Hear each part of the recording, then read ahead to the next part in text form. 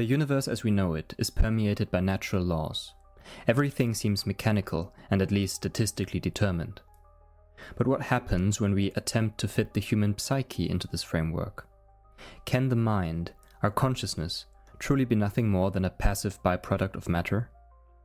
Today we delve into the absurd and paradoxical implications of Epiphenomenalism, one of the most controversial hypotheses in the philosophy of mind. The postulate we're examining is as follows. Physicalist Epiphenomenalism claims that consciousness, meaning the psychic or mental, has no causal power. It is causally inert, meaning it can neither affect the physical nor the mental. So your consciousness, your thoughts, feelings and will are only byproducts of the brain, which have no further impact upon the world or on themselves. It is not the thought itself that leads to another thought or makes you lift your arm, but the biochemical processes in your brain that you just passively experience as thought. Such an, as we will later see, absurd view stems from a materialistic or physicalist outlook on the world. From our everyday experience, it seems reasonable to come to the conclusion that there exists matter without mind, but not mind without matter. From the outside view, it looks as if matter is the enabling and necessary factor for consciousness. We need just look at death, when consciousness seems to end and matter alone seems to remain. Or we can think about evolution, where the more complex the organism, the more complex and nuanced its consciousness seems to become. Lastly, we can also look at the latest neurophysiological research and the many experiments where it was shown that mental experiences correlate with neuronal activity, and stimulating the brain causes or alters mental experiences. There are many possible objections to this widespread view I just described, and we will look at them in future videos. But for now, we will grant physicalism the ontological and other logical errors it makes, disregard contradicting scientific evidence, and simply look at what results if we take it to be true nevertheless. So we can say that consciousness is a product of brain activity, and it is not produced for any further utility. Instead, it remains a kind of self-contained appearance of the underlying physical processes. This is essentially the main point of the epiphenomenon hypothesis. In order to protect the independence of the physical world, the mind must be powerless. Now, if consciousness has no further effect at all, doesn't it follow that the physical processes would occur unaltered, even if they were not accompanied by consciousness? Well, if the epiphenomenon hypothesis and the principle of conservation of energy are simultaneously true, then the causal basis for consciousness is a creatio ex nihilo, a creation out of nothing, since no causal input could have been expended to bring it about. There can be no physical expenditure used to create consciousness, i.e. a causeless product, because this expenditure would vanish without being accounted for. The physical expenditure would be a waste of energy, as its psychic counterpart would no longer be quantifiable. This is not possible when keeping with the principle of conservation, that energy cannot be destroyed. The appearance, namely consciousness, must not cost anything if it does not continue to have an effect. So there cannot be any part of the physical process that results solely in bringing about consciousness. There can only be physical processes bringing about other physical processes, and consciousness simply occurring alongside this process as a phenomenon that is not explained and just has to be accepted. That is why the physical processes could occur just the same, even without consciousness. So if we make a copy of this world and completely remove consciousness from the copy, it would, from the outside, look exactly like our world. Everyone would still act in exactly the same way. In philosophy, this is called a philosophical zombie world, where everything behaves exactly as in our world, but without the mental aspect of reality. And as we have seen, when accepting the epiphenomenon hypothesis and the principle of conservation of energy, this world is logically possible. There are some objections to the philosophical zombie argument. One, for example, can be found in Anil Seth's book, Being You. But those objections are either irrelevant or miss the point. And I will deal with those objections in a separate video about the philosophical zombie argument in general, because I think this argument, or thought experiment, is a convincing way to make explicit the hard problem of consciousness which physicalists face. And this summarizes the two ontological mysteries of epiphenomenalism: the creation of the mental out of nothing and for nothing. Why at all should the mental exist if it has no purpose and no effect? And how should physical processes bring it about, if they cannot make any expenditure to do so? We just have to accept it as it is, as both questions cannot be answered.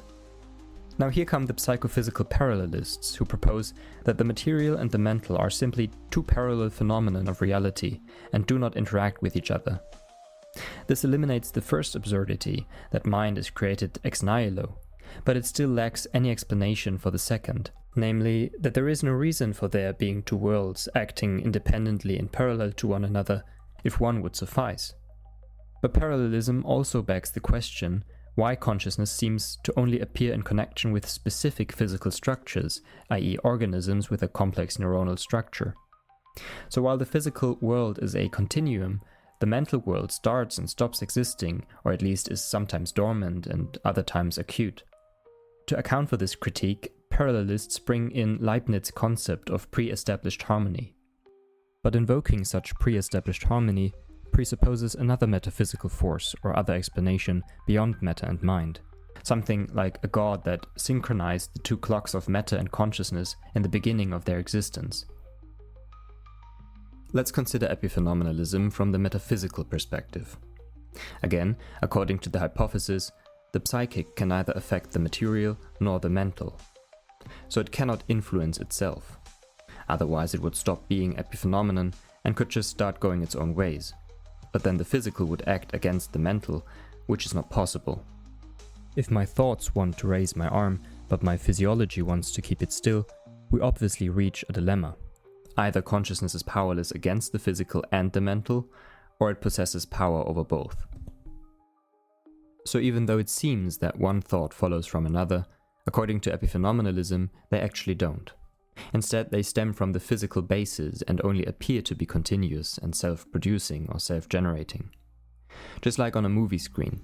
Pictures on the screen seem to be transformed out of the previous one, but in actuality, they are of course all independent pictures produced by the projector. The movement we see on screen is actually only an illusion. The continuation and influence of one thought on another is only an illusion. Every thought, every consciousness now, is disconnected from the previous one. Only that this metaphor is slightly off, because the pictures on the movie screen are still physical and cause further effects, whereas consciousness is outside of matter and inert. There is no other comparison. The term epiphenomenon has its only example in that for which it was invented. The philosopher Hans Jonas summarized this as follows. Soul is the kind of delusion through which reality constantly deceives itself. But itself? No, brains are not deceived. The subject? But the subject itself is already a deception. And why? Again, no answer. Not even the one of l'art pour l'art, which might apply to Descartes' evil demon, but not to purposelessly deceptive matter. The deceiver, whoever the deceived may be, gains nothing. The game is played, neither to the benefit of a player nor to the harm of a victim. It simply produces and sustains a certain accompanying something that, by its very nature, is deception. Let's go back to our movie theater analogy. Here, the illusion of the moving image on the screen appears to the observers in the audience. But for consciousness, there is nothing there to observe it except consciousness itself. And so it has to appear to itself. Then yourself, your I, which perceives your conscious experiences, is itself consciousness. Where does this self then come from? Is the subject of subjective phenomena perhaps an epiphenomenon of those phenomena themselves, i.e. an epiphenomenon of an epiphenomenon? Then yourself would be an illusion of an illusion. We cannot think further from here. We cannot ask whose illusion this double illusion itself is. We end up in a free-floating illusion in itself, that is, an illusion to nobody, a deception that even pretends the thing to be deceived. Like a dream that creates its own dreamer and is simultaneously dreamt by its creation. As Hans Jonas puts it, an imaginary performance on an imaginary stage before an imaginary spectator, all three collapsing into one, an appearance appearing to itself, or a nothing reflected in a nothing. This is the insoluble logical puzzle that lies hidden beneath the smooth surface of the epiphenomenon theses. There is no logic or semantics that can account for or is combinable with this sort of phenomenon. Invoking something inherently inconceivable as an answer to a question posed by thought itself is nothing more than a retreat into an asylum ignorantiae. It replaces something difficult to comprehend, i.e. soul and mind, with something incomprehensible. Now let us reflect on what we have heard. Let us reflect on the nature of consciousness from the epiphenomenalist perspective. It would not simply seem to be indifferent. It would be actively irrational or even malicious, and thus very implausible. The mechanical patterns of life, guided by the most complex arrangements of matter, might lack meaning, but remain at least logically consistent if they function silently and automatically like philosophical zombies. However, they become self-contradictory when accompanied by the illusion of consciousness that pretends to influence actions that are already determined, thereby distorting the process from within. That the eternally deaf gains speech without ever being able to listen, yet imparts to itself the very meaning of being heard, thus speaking falsely by its very nature, and all for nothing. This is a caricature of being, and one can only wonder why anyone ever took it seriously. Whoever attributes the absurd to nature in order to escape its mystery has passed judgment on themselves, not on nature. Now we have seen the absurdities that follow from taking physicalist epiphenomenalism to be true. But one might still argue that all this is not really a convincing argument.